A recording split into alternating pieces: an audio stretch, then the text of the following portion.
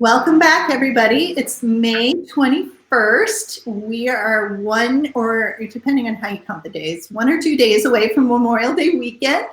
Thank you for joining us. My name's Kelly Baltzell. I'm the CEO and founder of Beyond Indigo Pets.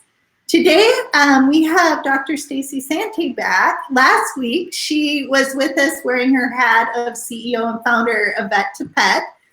And so if you want to watch that one, that was on May 14th. But today she wears a different hat. She has many hats. This is one. And she is president of the Colorado Veterinary Medical Association. And we're going to kind of discuss what's going on in Colorado. So welcome, Stacee. Hi, thanks. Thanks for having me, Kelly. Hi, everybody. Thanks. Well, in this role, let's talk about it a little bit. So can you tell us what happened when COVID started and then kind of progressed to like now? And also, is your state open, not open? Like, what are the rules that you guys are working under? Can you give us a little bit of an idea?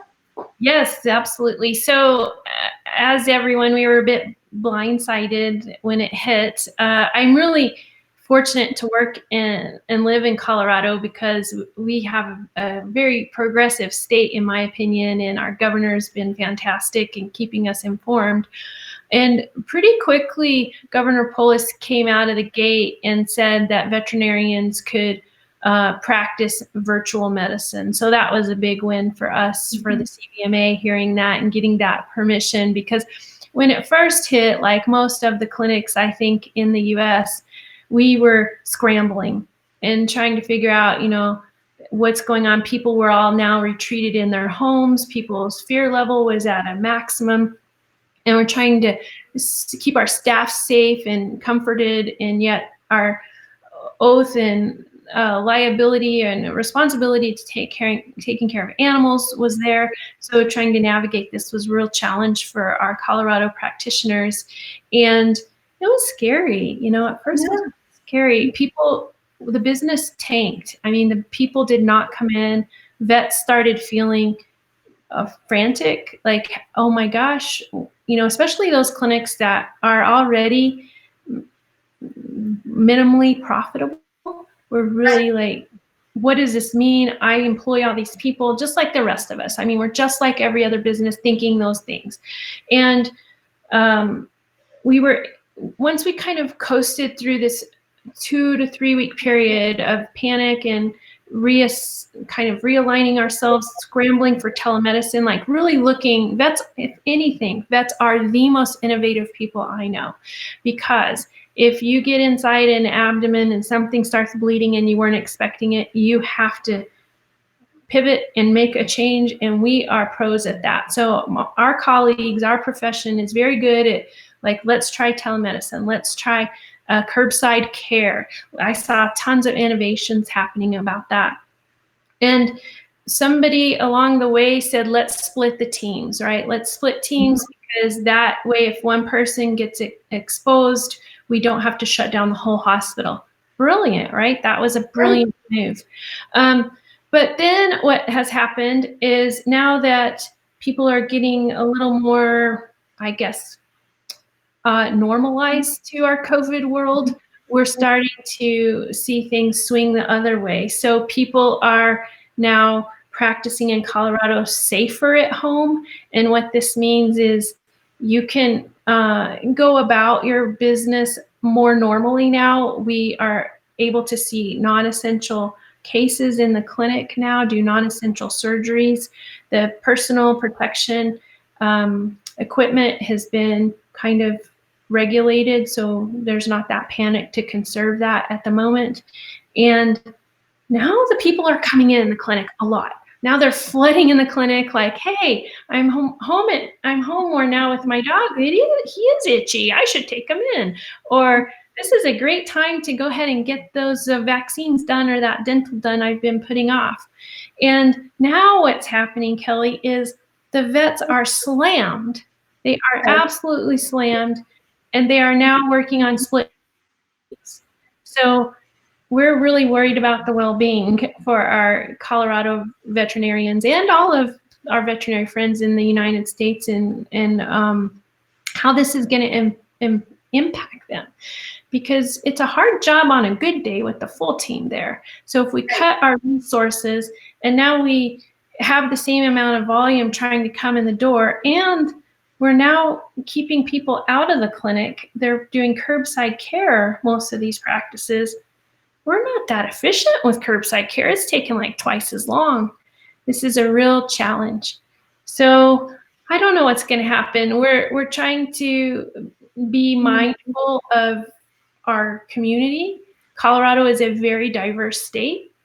I live in Durango, outside of Durango, Colorado, on a 7-acre spread of land. I have social distancing on a good day, right? That is so different than my colleague that practices in downtown Denver. So we're asking practitioners to understand your community, understand the risk, understand the pet's needs in your community. Also talk to your hospital. How many people are in the ICU for COVID in your area? Know your own demographics. That helps you make good decisions. It's not black and white. It's very gray, and there isn't a playbook, so to speak, because we're all kind of writing it right now.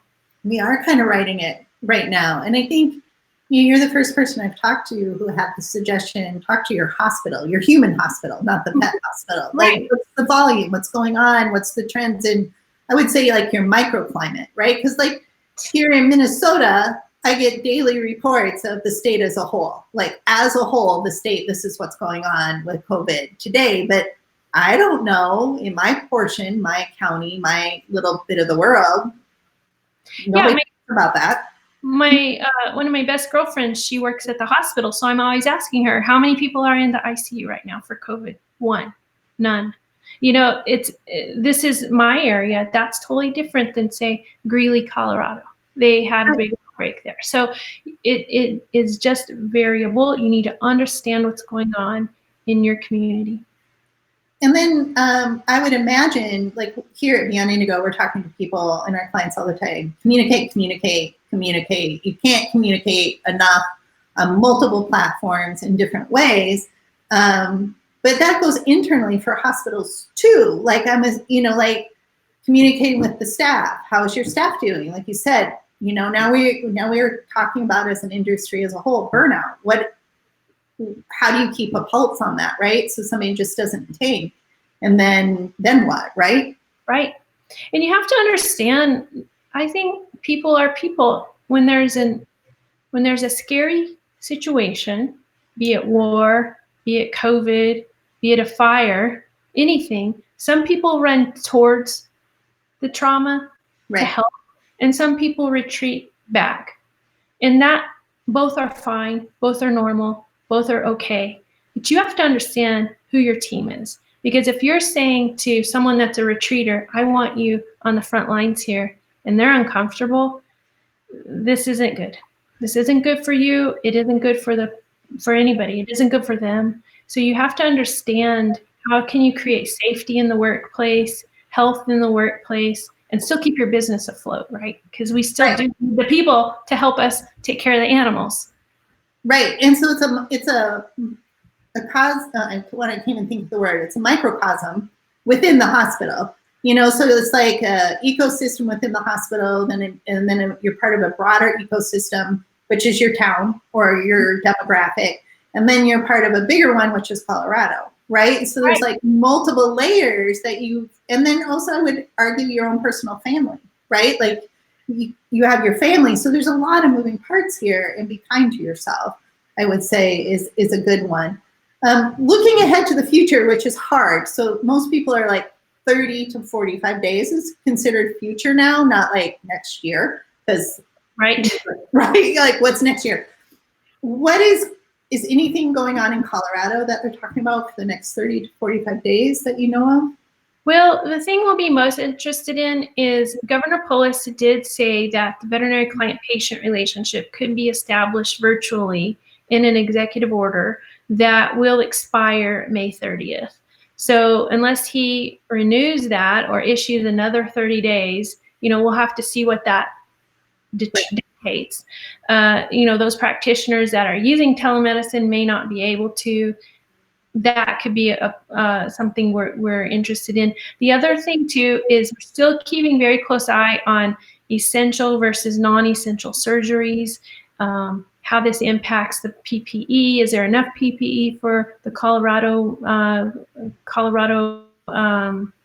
people?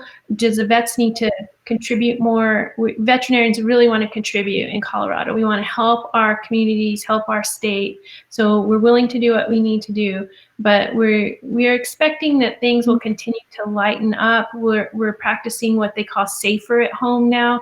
They're recommending if you travel, you shouldn't travel beyond 10 miles from your home place. And just trying to understand our new world, I suppose, and how we plug in. But I expect that the animals are going to continue to get sick. They're going to continue to get itchy. They're going to continue to tear their toenails and get ear infections like your dog. And veterinarians are going to need to be there. So we're just going to need to start understanding, is curbside care going to stay? How can we make it stronger, more efficient, and better? How can we keep our businesses successfully financially so we can take care of our staff?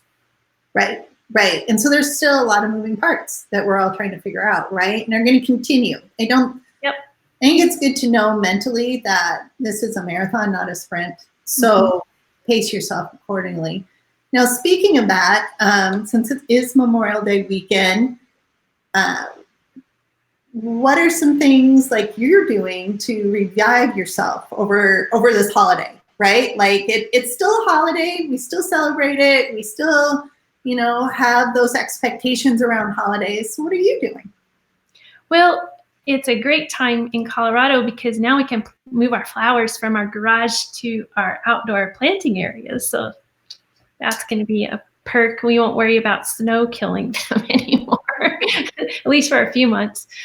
So we look forward to that. Also, where I live in a kind of very rural area, there's a roping arena right here, so we can go ride horses, and we do that quite a bit with our neighbors because we can ride 6 feet apart. We're not getting too close. So we're able to still have some camaraderie with friends. And I would say find a way to get out there and be around people, because it's really isolating when you're just by yourself. And also, I think it feels really weird right now to even go to the grocery store and you look at everyone like, do you have it? Do you have it? You're reassessing if you should touch the pen or the credit card. Like, you're just examining every movement now. And I encourage people to be a good, be aware of the risk you're putting yourself in, but try to still visit with people and get out there and have those relationships with your community, because it's important. It is. We are not isolated people. We're social beings. That's the word I'm looking for. We're social beings. And I know, like in Minnesota, and I don't know if this is happening in Colorado, at least I'm in a semi-rural area, so let's keep that in mind, sort of like you are, right? Like the rules are different than living in an urban zone.